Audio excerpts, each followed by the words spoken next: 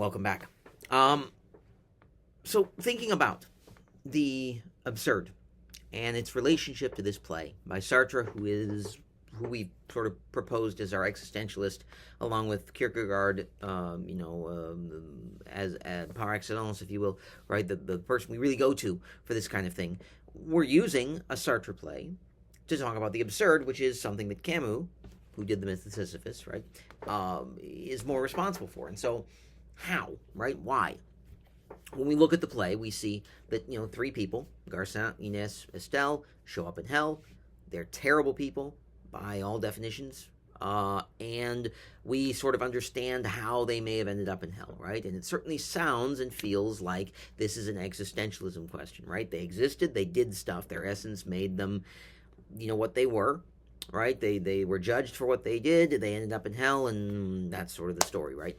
And for the most part, that is true, right? We can absolutely look at this play from any number of philosophical standpoints, right? That being one of them. So how does the absurd fit into this idea of no exit? And what does it mean that we are now going into a bunch of plays that we're going to call the theater of the absurd, right? So we kind of start with this idea that Camus has already proposed, right? Where when we say that something is absurd, what we mean is that the distance between what has been said or proposed and the reality of the situation is vast, right? Somebody says to you, you're a liar, a thief, and a cheat, and you say, no, I'm not. Like, that's absurd. It's so far from the truth, it doesn't make any sense. Well, we see this play, No Exit, as a play where people are being proposed, what is being proposed to the people. This idea of hell, the concept of who they're going to spend the rest of eternity with, is so far removed from what they expect that it causes a complete and total shift in the mind, right? You can't get farther away from what they expected. They expect hell to be full of fire and flames and demons and torture and all of this stuff.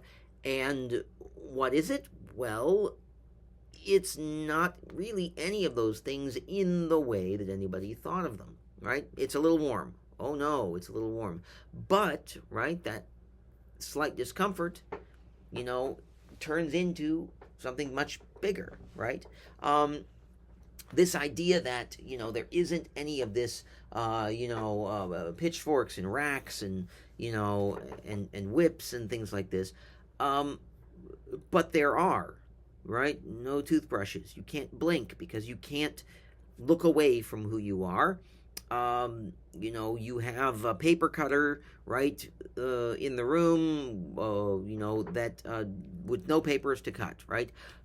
Things exist without meaning. And that right there, right, is going to be our definition, really, of the absurd. And I think it also goes to show that when we think about the absurd, the other big thing that is a difference between the absurd, that is between reality and absurdity, is that, as Camus suggests, there is no answer.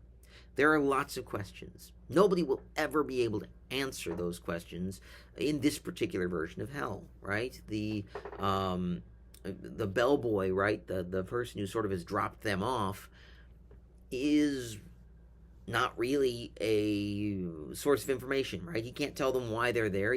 Nobody can tell them anything. And so there are no answers to the questions that they have, right? Why did they die the way they died? Well, several of them know, right, that, they were shot, they committed suicide, they, died of pneumonia, right? And that this is a, seems like a good enough reason to go to hell, but that we're never going to really know, right? And so what we get to, right, is basically the beginning of week 7, right? Talking through what we're going to start calling the theater of the absurd. Is No Exit an absurdist play? It is not, according to a strict definition. We're going to talk about what the difference is between those two things, right? But we're also going to address, again, what do we need to know in order to sort of talk through existentialism, absurdism, and the players in No Exit. So, be right back with that.